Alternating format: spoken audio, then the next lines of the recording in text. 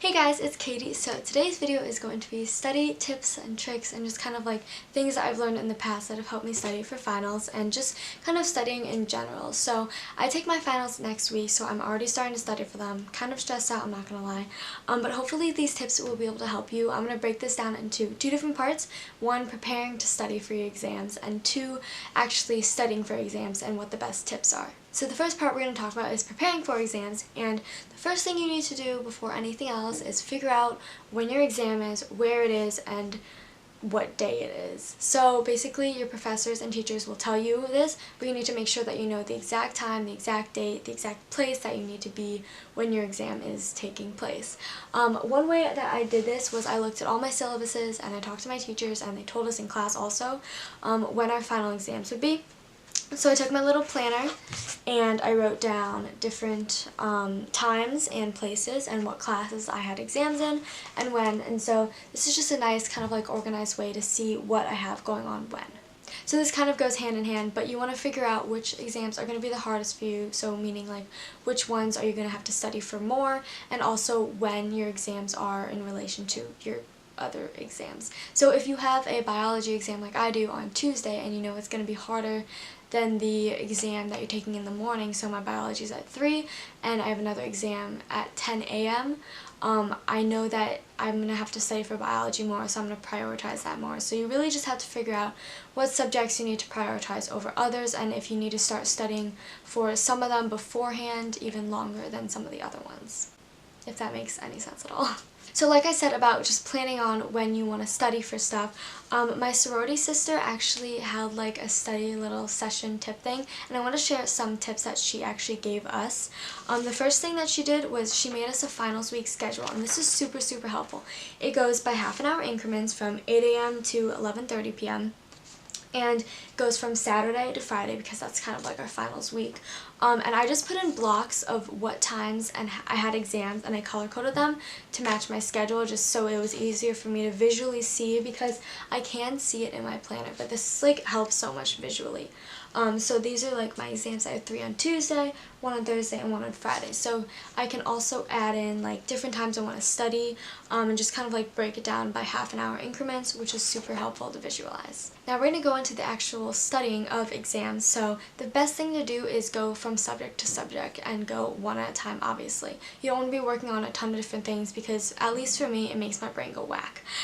So the first thing you want to do is go through all your syllabuses, all your notes, and find out what the important topics are of each course. So if you have different sections or different chapters, you want to find out the most important things within that section or chapter from the semester, and this will help you kind of give a bigger overview of the subject itself. Then once you have all those big idea topics, go into more detail. So break those big topics into different sections, and this is really going to help you just kind of keep track of the little details and kind of go into more detail about each section.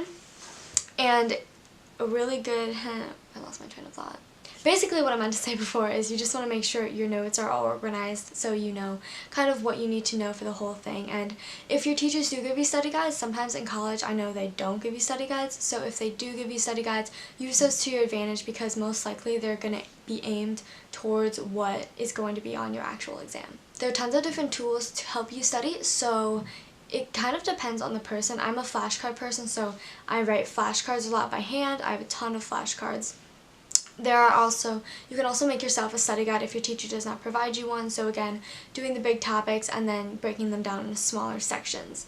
Also, I know Quizlet's a good one because people can do like electronic flashcards like that, and then you can also look up YouTube videos. So for biology, I watch a lot of YouTube videos on like different systems of the body, just because visually it helps me more than just like reading down notes that I wrote. The next thing is blocking out distractions, and one way to do this is block out social media. So it can either be on your laptop or on your phone. So on your laptop, I know there are 2 different websites. There are probably tons more, but one is Stay Focused and the second one is Waste No Time. And basically you can pick which websites you want to block yourself from and then set a time limit of when you want to do it. So like if you know you get distracted and like to go on Facebook, you could block Facebook from your laptop so you can't be tempted to go on Facebook because it's blocked. So the next thing is blocking stuff on your phone, and if you have an Apple phone, this is really nice.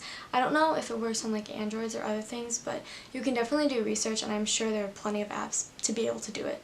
So basically you go into settings, then you go into screen time, and then you go into downtime. This is where you can set limits. So if you want to study for 3 hours, then you can set like a 3-hour time limit that you aren't able to access certain apps on your phone. After you click downtime, you can go into always allowed and then add or remove different apps that you can always allow on your phone.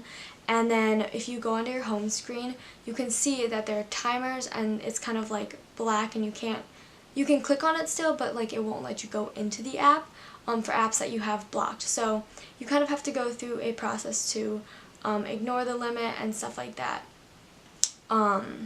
So I think this is just really useful to help limit distractions, and that's really important during studying time. And the final thing I want to talk about is breaks, and breaks are very, very important. I think if you just sit and study for 3 hours, it will drive you crazy, and then you won't be able to focus as much because you feel like you're taking in too much information. So take a break every once in a while. I don't remember the number that my friend told me, but I think it's like every 25 minutes you work, you get a 5-minute break. So just take breaks. Try not to go on your phone or social media because you won't want to get off of it. But try to take breaks, like get some water, get some food, go to the bathroom, and stuff like that. So thank you so much for watching this video. I hope these study tips help you. If you guys have any questions, please let me know. And good luck on all your exams and finals, and bye!